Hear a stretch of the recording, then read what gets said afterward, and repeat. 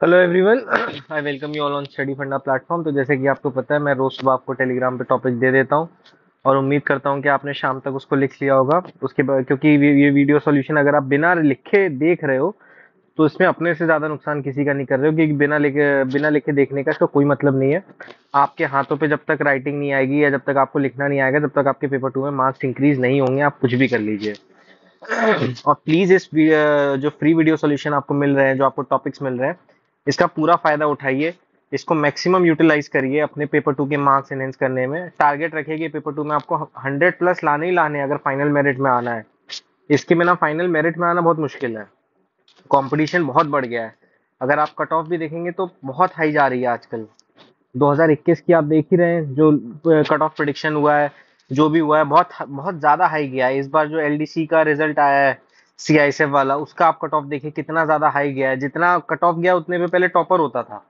तो कंपटीशन अब यहाँ आ गया, और अगर आप इस कंपटीशन में पीछे हैं तो इसमें आपका नुकसान है और किसी का नुकसान नहीं है।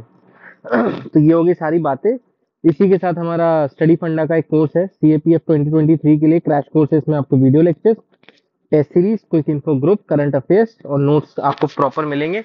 सबसे मेन इसका जो फोकस है वो है नोट्स। आपको 3199 के जो नोट्स हैं वो इस कोर्स के क्रैश कोर्स के साथ एब्सोल्यूट फ्री मिलेंगे। साथ ही quick info group, notes, video lecture, सारी चीजें आपको मिलेंगी। अगर अभी तक आपने नहीं ज्वाइन किया तो आप कर सकते हैं।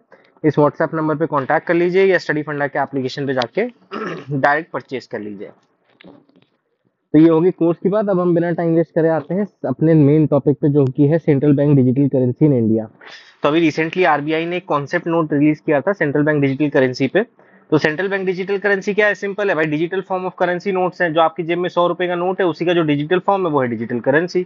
खत्म बात। सॉवरेन करेंसी है, लीगल टेंडर है, क्योंकि सॉवरेन करेंसी है, मीडियम ऑफ पेमेंट है, स्टोर ऑफ वैल्यू है। खत्म। ये हमने सेंट्रल बैंक डिजिटल करेंसी को डिफाइन कर दिया। अब हम आ जाते हैं इसके बेनिफिट्स क्या है। तो बेनिफिट्स तो आप खुद भी सोच सकते हैं।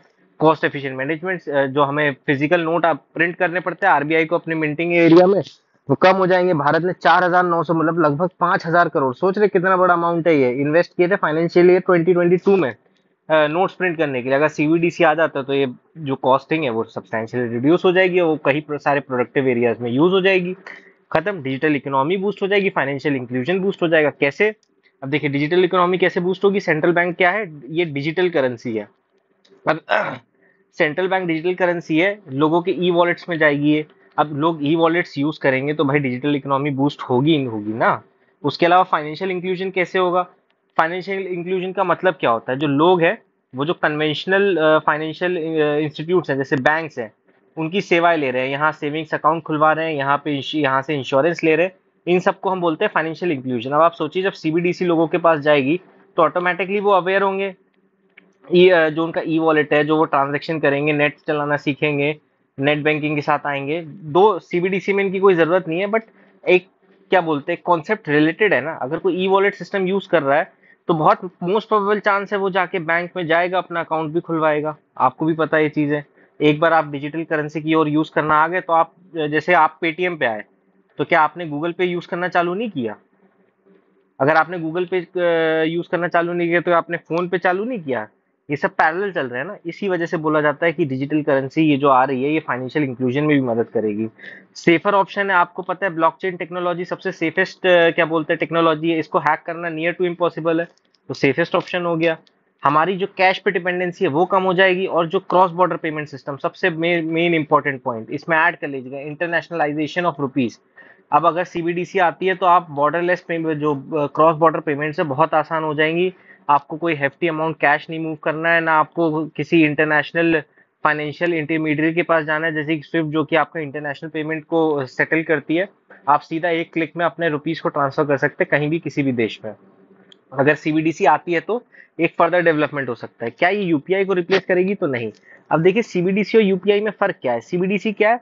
आरबीआई के द्वारा डायरेक्ट इशू की जाएगी, और जो आप ई वॉलेट में आपके जो सीबीडीसी पड़े रहेंगे वो आरबीआई के पास ही रहेंगे, किसी और के पास नहीं। और यूपीआई में क्या होता है? यूपीआई में जो आपके पैसे होते हैं वो आपके बैंक के पास होते हैं। आप जो बैंक के पैसे हैं उसको ट्रांजेक्ट करते हो, उसमें आरबीआई का कोई रोल नहीं है। तो यूपीआई को सीबीडीसी सप्लीमेंट करेगा, ना कि ओवरटेक करेगा। अब इसके रिस्क क्या है? तो भाई डिस इंटरमीडिएशन ऑफ बैंक्स कैसे? अब आपका मान लीजिए आपके पास रुपए हैं और ये बैंक है। बैंक में अगर एक बैंक रन हो जाता है, बैंक भाग जाता है, तो आपको सिर्फ 5 लाख रुपए मिलेंगे।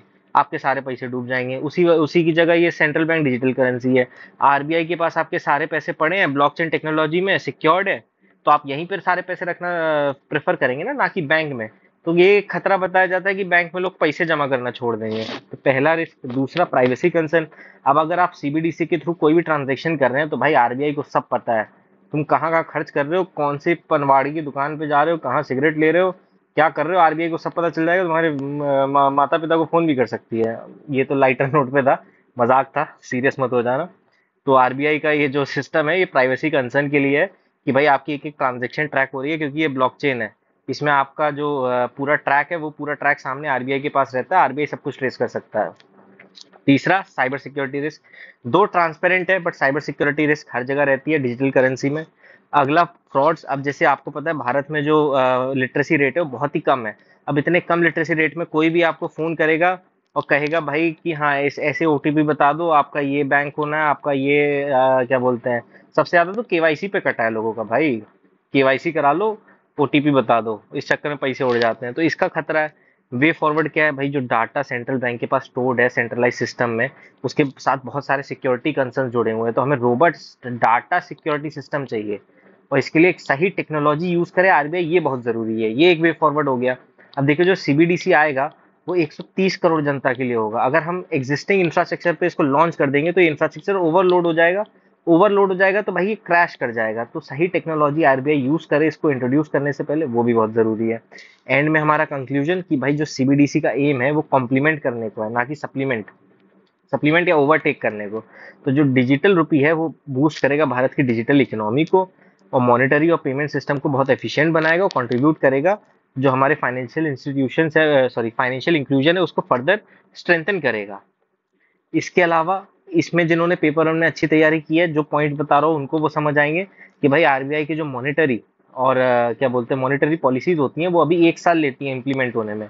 अगर सीबीडीसी आती है तो ऐसा माना जाता है कि आरबीआई की इंस्टेंट क्या बोलते हैं इंस्टेंट इफेक्ट आपको मार्केट में दिख जाएगा मॉनेटरी पॉलिसी का। क्यों? आरबीआई खुद ही जो क्या बोलते हैं इंटरेस्ट रेट है वो क्रैश डाउन कर देगा, क्योंकि अब वो करेंसी खुद ही कंट्रोल कर रहा है, सेंट्रलाइज सिस्टम कर दिया है पूरा। तो ऐसे कुछ पॉइंट्स आप इस तरीके से भी सोच सकते हैं और यहाँ पे लिख सकते हैं। तो मैंने ये टॉपिक आपको 360 डिग्री से कवर करा दिया। आई डोंट थिंक कि इससे ज़्यादा आपको इसमें कुछ करने की ज़रूरत है। बाकी आज के लिए बस इतना ही। I wish you all the best for the future. Thank you very much and very best of luck for your CPF EC 2023 examination. I hope you do well in this examination.